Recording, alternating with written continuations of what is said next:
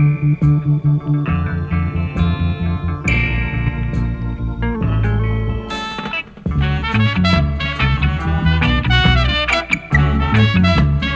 from uptown now, when you're in the music scene, was it hard being amongst the reggae industry at that time, being that most people were from like in the city downtown? Or No, it never became hard until white people got involved.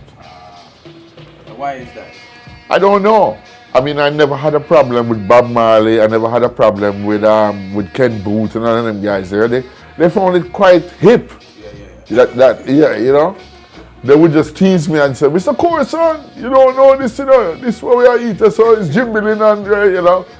They would just tease me that way and all that kind of stuff. But they were, if anybody had tried to lay a hand on me, they would have just absolutely eaten that person raw.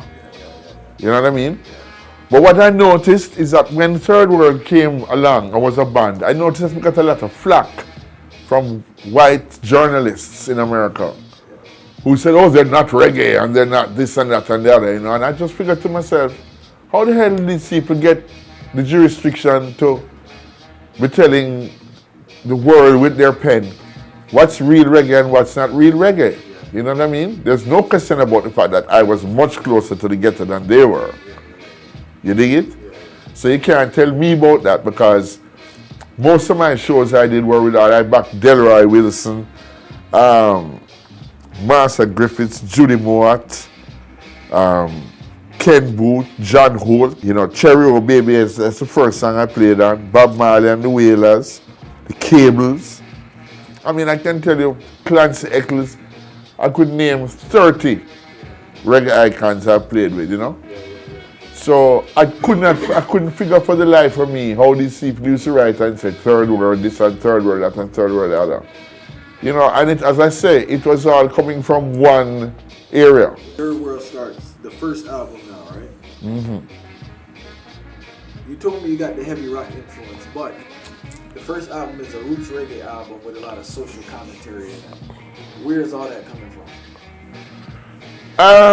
The first album is a Third World album still enough. It have songs like Cross Reference, which is a straight funk.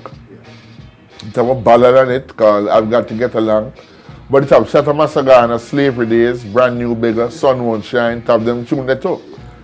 So I think that the band always had its direction in mind, in that we were reggae, but we were reggae, we wanted to stretch out. We wanted to be the Santana of reggae or the Earth, Wind and Fire of reggae, you know? Just to use two examples. So that's kind of what was in our vibrations and our feeling, but it didn't mean that we were any less roots to anybody else. You know what I mean? We could lecture on roots them times, because when Eric Donaldson came to Kingston to do Cherry O Baby, it was us that figured out that it was us who figured that riff out for him. Yeah, and it's one of the biggest songs in history. Yeah, bad tune.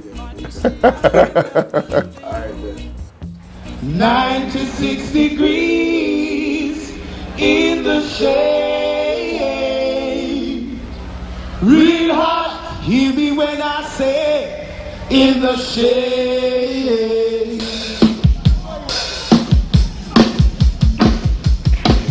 Said it was 96 degrees in the shade. 10,000 soldiers on parade. Can you give me the story behind 96 Degrees in the Shade? The whole story, the creation and the whole Well, the story basically is that I was in a studio in Half a Tree. We were rehearsing in the studio and there was no AC. It was very hot and the roof was very low and the condensation was dripping on me, you know. And I was on the keyboard and I said, right about this place feels like 96 degrees in the shade, and I started singing that. And the boo came in and said, no, brethren, this one here, we have to start work on this now. So, yeah, so that's how it started. And then, you know, we had the chorus line and we were messing around with it and all of that. And he said, one day it was him who had credit for pushing it into the Paul Bogle way. He said, why we don't write a song, why we don't make this song about Paul Bogle hanging from a tree in the shade? And you know, at first I was kind of like saying, well, I'm not sure how we're going to do that, and he said, all right, everybody write a verse. So I wrote my verse, 96 degrees in the shade, 10,000 soldiers on parade, taking I to meet a big fat boy, the Queen imply. And then he wrote his verse, Excellency, before you had come, you know? And Money wrote his own. Some may suffer and some will burn, you know? But it's just a God-sent thing, really. It's a God-sent thing. You know, it's not that you can explain. You can't explain them things there. How did the link with Stevie Wonder start, and why did he have such a strong vibration for Jamaica and reggae music? Because of the Bob Marley thing. Because he had been to Jamaica and performed with Bob, you know. Yeah, and he was a big follower of his and all of that. And they used to talk from time to time. So, what happened was he was so broken up when Bob died. Stevie Wonder came to Jamaica and spent the whole year with us down in Montego Bay. And it was when we were coming off a tour to come and play Sunsplash, and Stevie was in Jamaica and had given out a song that he'd like to come on with us.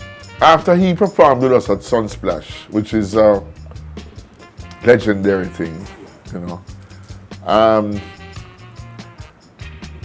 he invited us to come up the following year, right? To his studio in Los Angeles to work on our next record. We had started some work already and stuff, and you know, we took off and we went to LA. It was another new road for us because Stevie was very difficult to work with just in terms of his timing, and you know, right now he's a blind man, so he don't know night or day. So the man just wake up all 2 in the morning and decide he want to work. Yeah, so you have to just work with the program. Anyway, we prodded on, and our executive producer at the time, Larkin Arnold, came to the studio one day and heard us playing was too close, and he said it was really, he liked it because he thought it was a fusion of reggae and funk, you know.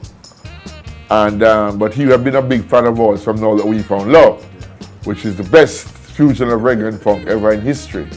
Yeah. So he was saying, boy, to Stevie, hey Stevie, I need you to give these guys something in the pocket, you know.